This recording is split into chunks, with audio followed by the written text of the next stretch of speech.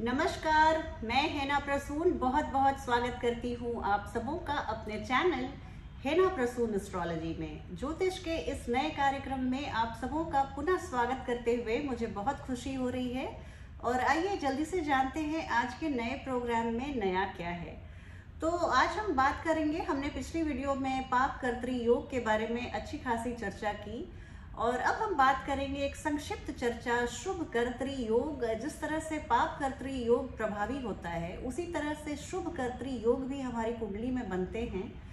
और ये किस तरह से काम करते हैं हमारे जीवन में, किस तरह से इनकी एनर्जी प्ले आउट होती है, तो ये जानेंगे। पर इस चर्चा को शुरू करने के पहले मैं अपने सभी वैसे प्रिय दर्शकों से आग्रह करूंगी कि आप मेरे चैनल को सब्सक्राइब करें। जो रेगुलरली हमारे चैनल को देखते हैं, हमारे वीडियोस को लाइक करते हैं, लेकिन उन्होंने अभी तक सब्सक्राइब नहीं किया है, आप प्लीज़ सब्सक्राइब करें और बेल बटन को हिट करें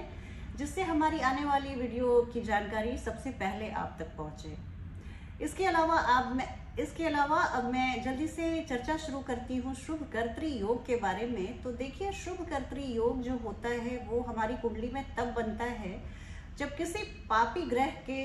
द्वितीय भाव में और द्वादश भाव में, दोनों भावों में शुभ ग्रह आ जाते हैं। तो मान लीजिए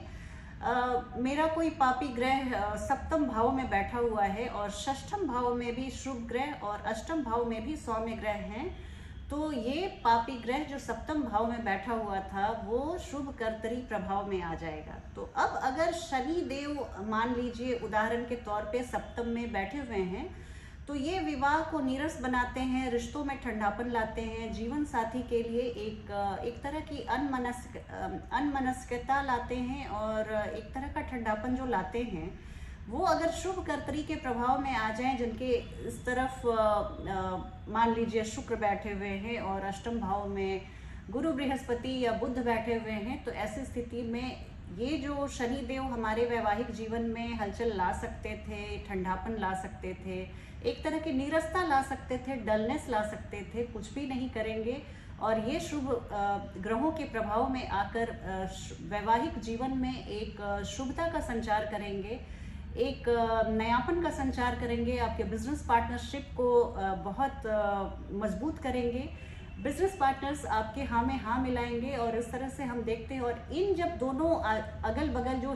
दो शुभ ग्रह बैठे हुए हैं उन लोगों की महादशा या अंतरदशा आएगी तो आपको सप्तम भाव से संबंधित और भी ज्यादा अच्छे परिणाम मिलने लगेंगे।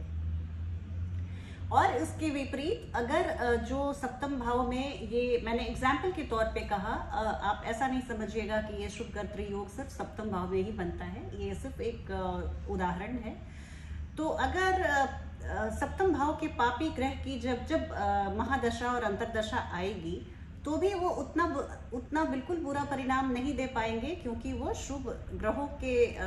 प्रभाव में है और इस तरह से उनकी जितनी भी अशुभता है, जितनी भी नेगेटिविटी है, सब निरस्त हो जाएगी और वो आपकी कुंडली में अच्छे फल देने को बाध्य हो जाएंगे। तो इसमें मुझे नहीं लगता कोई उपाय बताने की ज़रूरत है, ये सेलिब्रेट करने की ज़रूरत है और इस शुभ कर्तरी योग को एंजॉय करने की ज़रूरत है। आप मुझे कमेंट बॉक्स में ज़रूर बताइएगा आपको ये वीडियो कैसा लगा और ये जानकारियाँ आपको कैसी लगी। आपसे पुनः मैं बहुत जल्दी एक नई वीडियो में मिलने वाली हूँ, उसमें मैं बताऊंगी कि इस वर्ष एक लंबे समय तक गुरु बृहस्पति जो सर्वाधिक शुभ फल प्रदायक ग्रह माने जाते हैं, लंबे समय तक पाप प्रभाव में पाप कर्तरी योग में रहेंगे। अगर आपकी कुंडली में, जन्म की कुंडली में भी इस तरह के योग हैं या आप धनु राशि, मीन राशि, कर्क राशि या इन लग्नों के जातक या जातिका हैं तो आप जरूर से देखिए। ऐसे भी अगर ये इन लग्नों, इन राशियों के आप जातक या जातिका नहीं हैं तो भी उस वीडियो को देखिए, आपको ज्योतिष के संबंध में एक नई जानकारी मिलेगी। चलती हूँ आज की वीडियो में, बस इतना ही। एक नई वीडियो में आपसे बहुत जल्दी भेंट होगी, तब तक आप अपना ध्यान रखिए। जय हिंद, जय भारत।